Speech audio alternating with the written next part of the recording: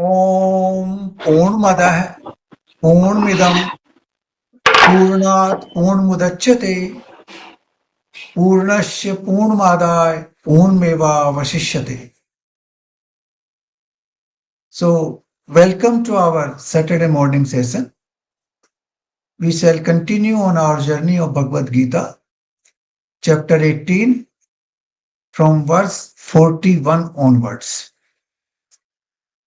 Before we go on to verse 41, just to recall that in verse 40, Lord Krishna very emphatically said that there is no existence in this world which is without the influence of the three gunas, that is sattvic, rajasic, and tamasic. So every single existence in whatever form it is in this universe is impacted by the three gunas. And therefore it is natural that we are also impacted. The issue is that how we promote the sattva guna, as he had mentioned in the earlier chapter, that रजोगुण और तमोगुण को दबाकर सत्वगुण बढ़ता है. So we have to promote the sattva by suppressing the rajogun and tamogun in our conduct. So this is what we need to do. And that is why every single component of our body has the three components. That's why he said buddhi, dhrati, karma, karta. Everything is impacted by the three gunas. The happiness we derive is also impacted by the three gunas. So all that we have understood so far. Now we will go to verse number 41. हे परंतप, ब्राह्मण, क्षत्रिय और वैश्यों के तथा शूद्रों के कर्म स्वभाव से उत्पन्न गुणों द्वारा विभक्त किए गए हैं. Now this issue, Brahman, Kshatriya, Vaishya and Shudra, this has been linked to the caste system in India and abroad. And it has been denigrated in a variety of ways. Now, before we go to verse number 41, let's see the verse number 13 of chapter 4. The verse number 13 of chapter 4 says, ब्राह्मण, क्षत्रिय, वैश्य और शूद्र, इन चार वर्णों का समूह गुण और कर्म के विभाग पूर्वक मेरे द्वारा रचा गया है. इस प्रकार उस सृष्टि रचनादि कर्म में कर्ता होने पर भी मुझ अविनाशी परमेश्वर को वास्तव में तू अकर्ता ही जान. So he has said that these four, variations of human being, that is Brahman, Kshatriya, Vaishya and Shudra, they have been done by the Supreme, keeping in view the qualities they have acquired over time. Whatever the qualities they have acquired, based on that, these four variations in humanity have arisen. And that is what has been reconfirmed. Now, before we proceed further, you analyze any society in the world today. Let's take a society like US or Canada. Now, in that society also you will have these four varnas. In no society can be without these four varnas. Now, in US also there are scientists, there are researchers, there are educationists, there are people who are in search of knowledge. Now, that category of person would be put in the category of Brahman. Then there are very strong, powerful people who are in the military, who are in the armed forces, who are in so many other ways express their their body and mental power, their leadership qualities. Now, those people are actually Kshatriyas. They exist in US, they exist in Europe, they exist in every society. Then we have a class of people who are engaged in industry, who are engaged in agriculture, who are engaged in commerce and trade. Now, every society has that kind of people. They are coming into the Vaishya category. Then there are people who provide variety of services. Like somebody provides IT service, somebody provides banking service, somebody makes your clothing's fashion designing or stitching of clothes. Somebody sells those things. Now somebody is making our shoes, somebody is cutting our hair, somebody is, you know, providing us GPS so that we can find our way. Now all these services are provided, and that category of people which is engaged in these services is called Shudra. So nobody can find a country or a human society where these four qualities of human being does not exist. These qualities exist in every single society. So telling that the Hindu society has divided people is absolutely incorrect. These are inherent division which exist in every single society. And if anybody can tell me that these four divisions do not exist in a particular country or society, I am ready to talk to them and sort it out. We can discuss on this issue and find a conclusion. But there would be no society which can exist without the four varnas. So that is what he said here, which he had said earlier in chapter 4, verse number 13, as I mentioned.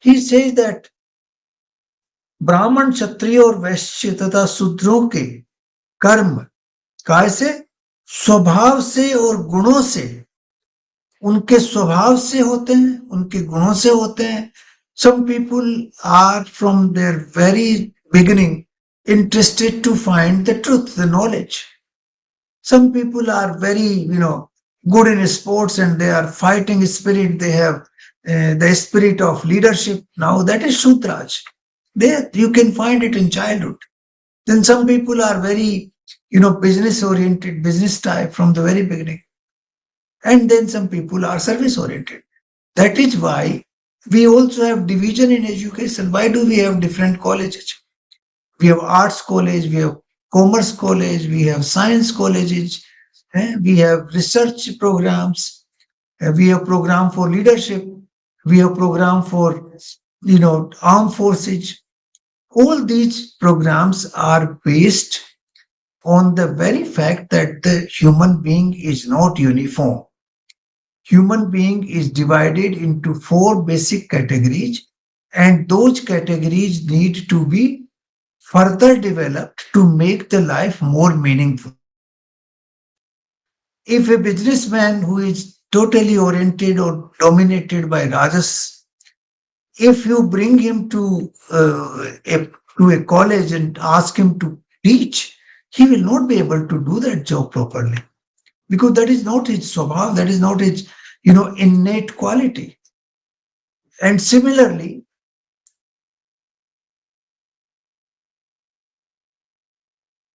if somebody asks me to start and run a business, I won't be able to do it because that is not my quality.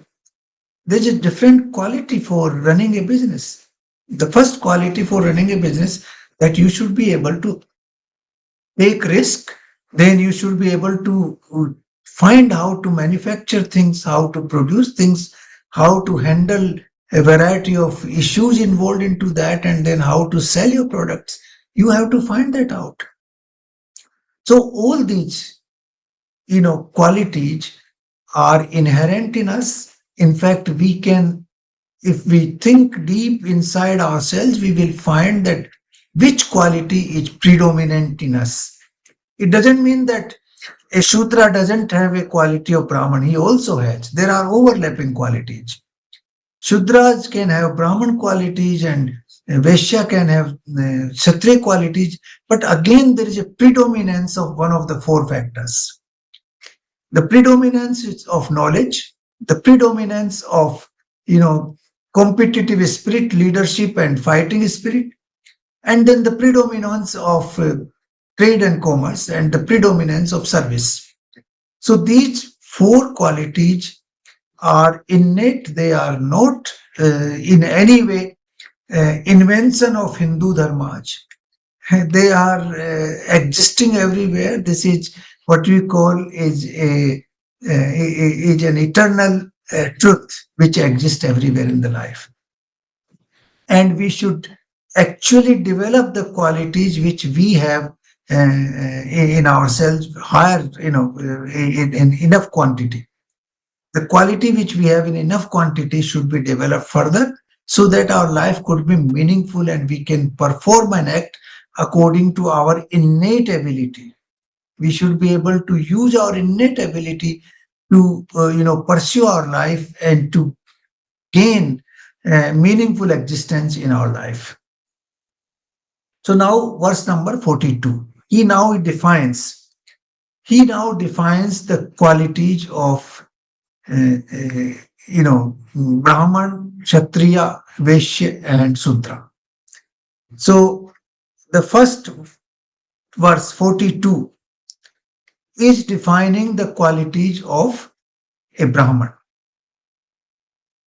Shamo, in Sanskrit it is Sham, Dam, Tap, Socham, Shanti, Rarjar, Gyan, Vigyan, Mastikyam. These are the words which have been used in this verse. So samo means basically that you understand your inner self. You are very cool, calm.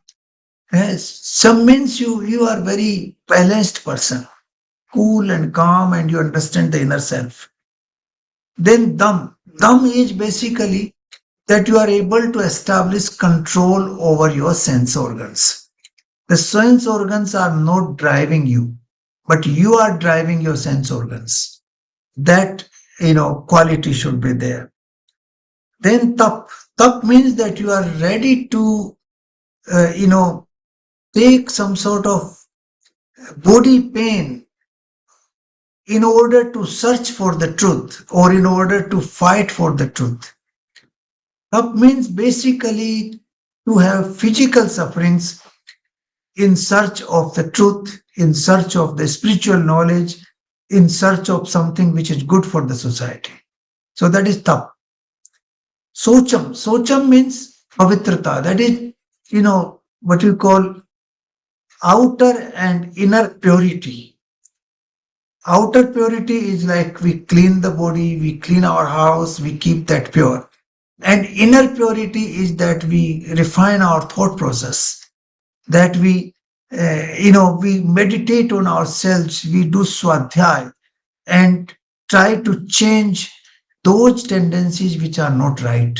That is, socham. Now, shanti.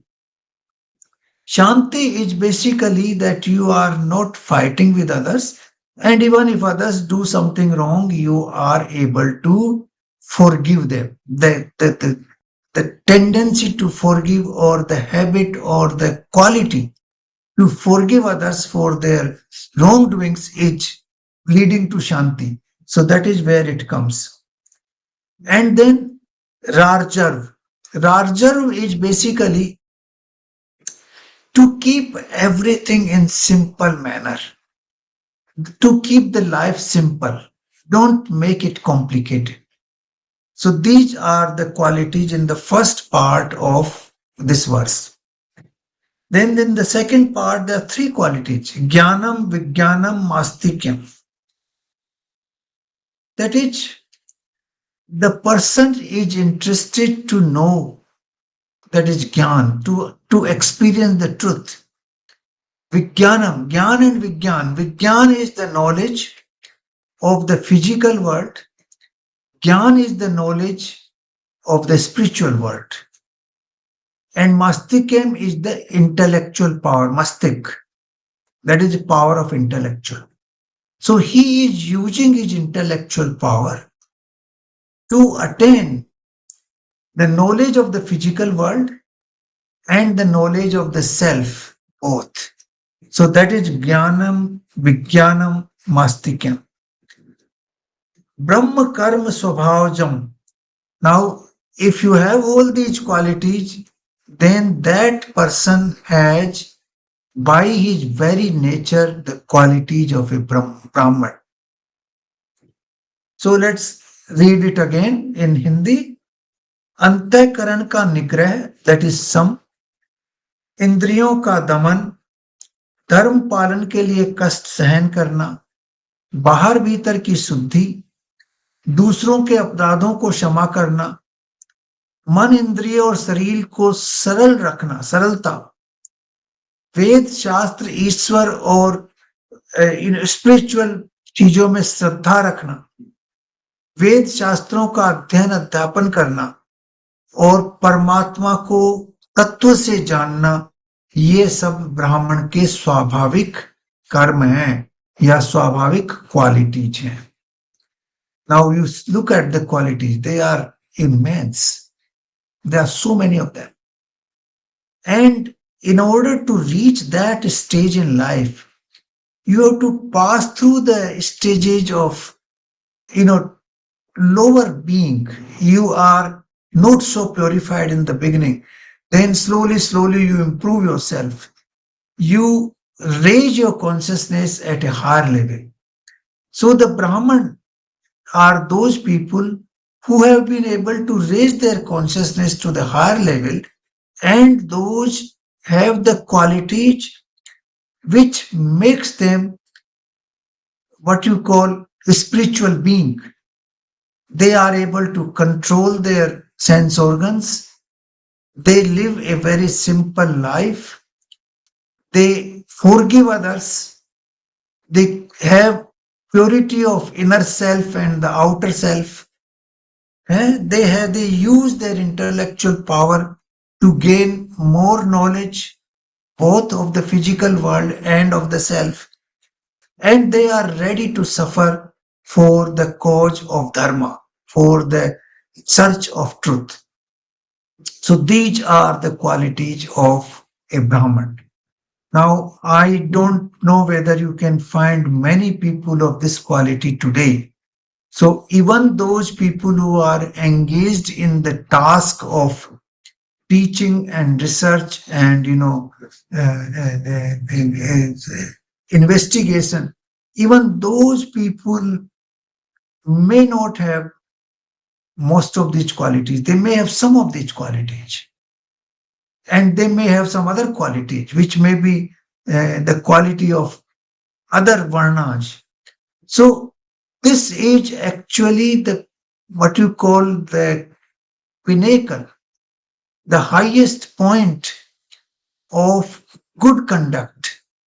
When you try to do self improvement over lifetime and then next lifetime, and after some lifetimes, you reach that pinnacle of self control, then you become real Brahman. So, this is what Lord Krishna has defined the qualities of the Brahman. If you look in today's world, you will find very, very few people falling into this category, that who have, follow a very simple life, who are ready to suffer for the cause of dharma, who are able to regulate and control their sense organs, who are forgiving all the time, who are engaged in earning knowledge about the world and about the self, and those people who are all the time living a very, very, regulated, very, very peaceful, simple life. Now, this is what the description of Brahman is. Now, these people are naturally qualified to teach others. These people are the natural teachers, gurus, because they have experienced the truth. And therefore, if they are able to impart that knowledge obviously it can benefit the next generation. So that is why their knowledge is important and their knowledge should be shared with the society. So this is the first category. The second category is Kshatriya. Now in this there's a Shauryam, Tejo, Drati, Daksham. These are the first four qualities. Shauryam, that they are very strong.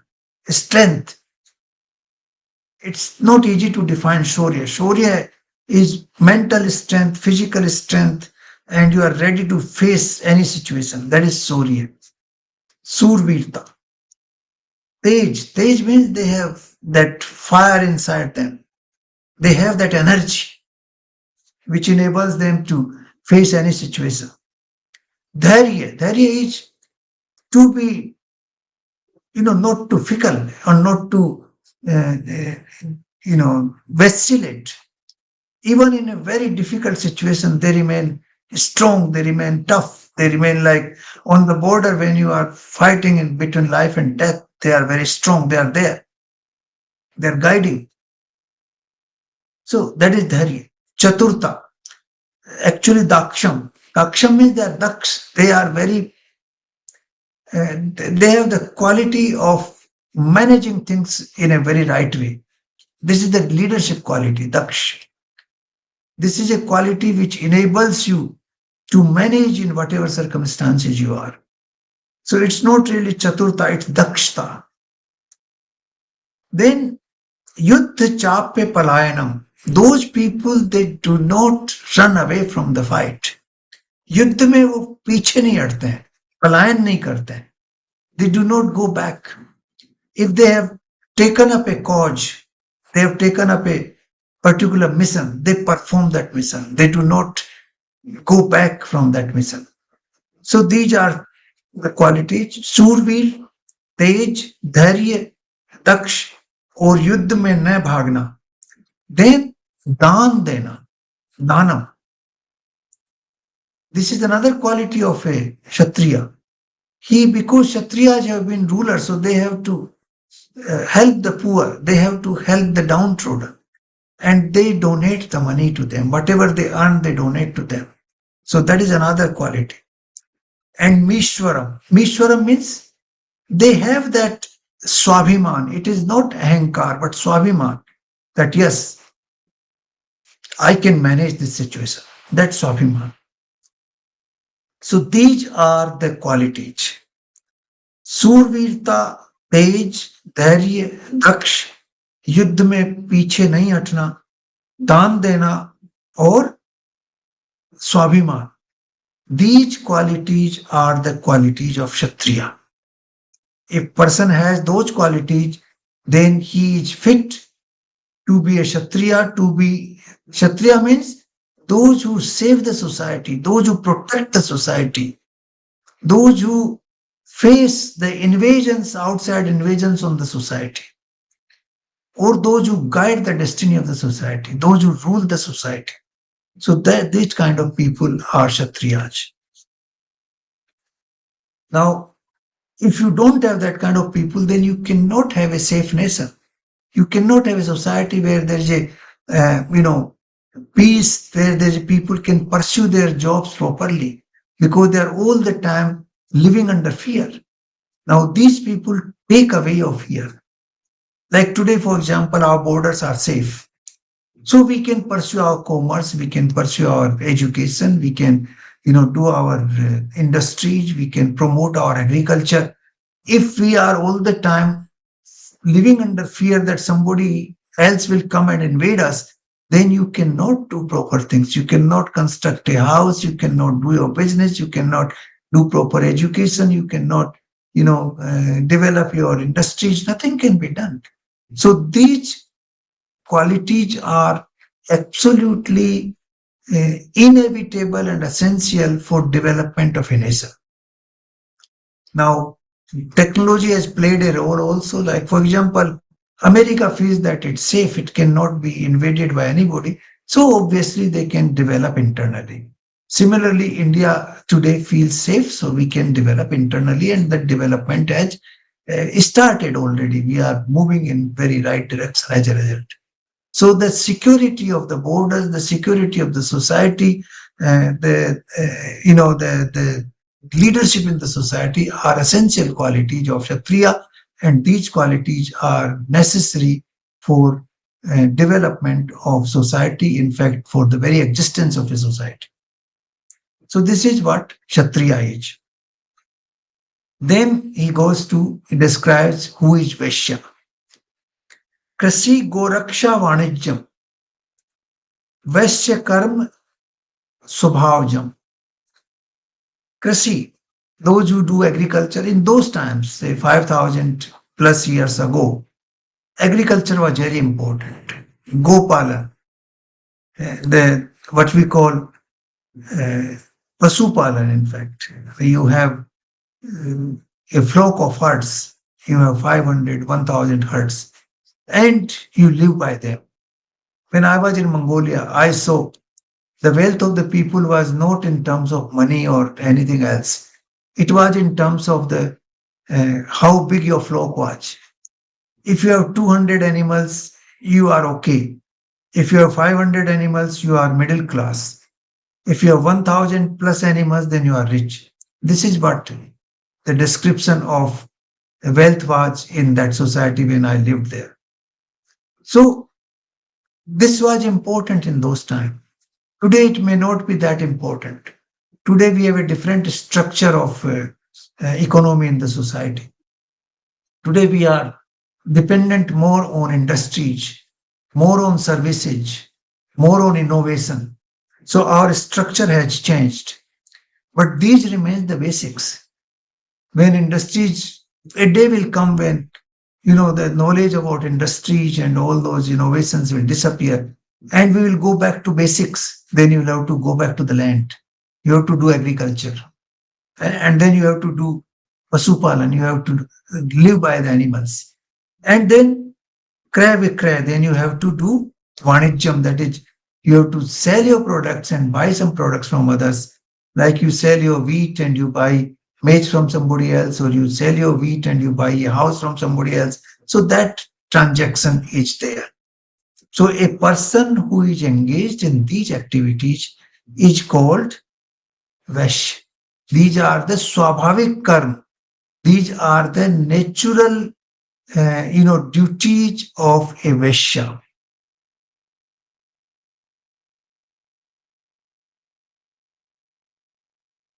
Natural duties of a Vaishya. And then Shudra,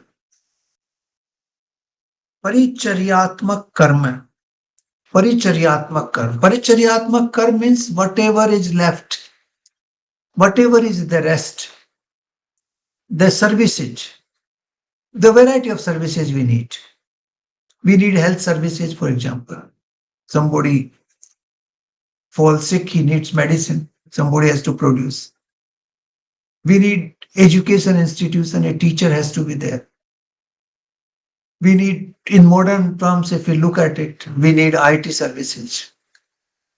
We need, for example, transportation, a service of transportation. We need our clothing. So there are large variety of services. We may give different name today. We may call it a fashion industry. We may call it, but basically it's a clothing industry. We may call it gems and jewelry industry, but that's also a part of the clothing industry in certain ways. It's also for to make your body more beautiful or ornamental. So all these industries, all these services are required to supplement the basic needs of the humanity. The basic needs of the humanity are knowledge, then security, then food for eating, housing, etc. And then you need the other services. So all those other services are provided by Sudras. That category of person who provide these services, they are called Sudra. So in that sense, the IT workers are also Shudra. In that sense, the health workers are also Shudra. So it is not that they are, inferior. That whole concept of that, superiority, inferiority was brought in by someone somewhere and distorted the whole picture. They are basically the natural tendencies, innate qualities of a human being, which have been categorized into these four categories. And then, if we see the verse number 45 and 46, it becomes very abundantly clear. Now, verse number 45. अपने अपने स्वाभाविक कर्मों में तत्परता से लगा हुआ मनुष्य भगवत प्राप्ति रूपी रूप परम सिद्धि को प्राप्त हो जाता है. So whatever your natural duties are based on your innate tendencies, if you perform them properly with your dedication and devotion, then you attain the Supreme. It's very clear. Whether the Shudras does his duty, the Vaishya does his duty, the Kshatriya does his duty, there's no preference for anybody. There's no preference that only the Brahman will reach. No. The Sudras will also reach in the same way as Brahman does if he performs his duties properly. This is very clearly mentioned here.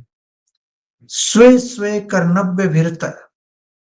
Sisis sandhi labte nara. That if you do your duties properly, swabhavik karma properly, then you will attain the Supreme without any problem. But only requirement there is that you should not have the ego of doer, that you should not consider yourself as doer. That is what कर्तापन का अभिमान नहीं होना चाहिए. That should be away. Then any of the four varnas, while doing their duties properly, will attain the Supreme. अपने स्वाभाविक कर्म में लगा हुआ मनुष्य जिस प्रकार से कर्म करके परम सिद्धि को प्राप्त होता है, उस विधि को भी तू मेरे से सुनिए. आगे और बता रहे हैं लॉर्ड कृष्ण कि किस तरह से आप अपने स्वभाव में लगे हुए, अपने स्वभाव में जड़े हुए जो आपके टेंडेंसीज हैं, उनको करते हुए कैसे आप परमात्मा को प्राप्त हो जाते हैं. तो ये we will do that in the subsequent part. But today it is very clear that these four varnas nowhere is hierarchical. They are not indication of superiority, inferiority. These are indications of your innate abilities which you have acquired over time. Over time does not mean this lifetime alone, it could be many lifetimes. As a result of your efforts, like we are engaged in, for example, spiritual discourse, we want to learn spirituality, we want to gain our knowledge. So naturally, over time, we will develop those qualities which are mentioned in verse number 42. And then we will be in the category of Brahmins. So this is how it is mentioned. It has nothing to do with inferiority or superiority. Moreover, in whichever category you are, whichever varna you are, if you perform your duties properly, then you will attain the Supreme without any doubt. This has been clarified in verse number 45 of this chapter. So thank you very much. So the fact is that the three gunas, their combination is also reflected in the four varnas. And these four varnas are also linked with ashramas, four ashramas. So that is why we called it Varnashram, Varnashram system of life. Varn and ashram. That is, you have four varns, you do your work. In every varn, the first part is brahmacharya ashram, where you learn the knowledge, where your mission is only to acquire knowledge, capabilities, qualities. You work hard with the guidance of a teacher and you acquire capabilities, whatever capabilities. Today we call them a school, but earlier we used to call them, you know, either Vidyalaya or, Guru Shishya Parampara or ashram of a guru or a mutt of a guru. There were different names. But basically, that period up to 25 of years of age is brahmacharya in all the four varnas. And all the people in these varnas will acquire knowledge, they perfect their innate abilities, they advance their innate abilities further and, sharpen them. In the second phase of life, they will engage grasthashram. They will get married, they will have children, and they will perform their duties in this world so that they experience what is life. They use their knowledge in experiencing the life. They also, what we call, repay the pitran. Pitran is basically that since somebody has brought us in this world, we also replace ourselves in this world, and therefore we give children who will replace us. So that is also the task of the Grasthashram. And then Vanprasth is the time when you are looking towards the sannyas one. But before that, you want to share your experience of life with the younger generation.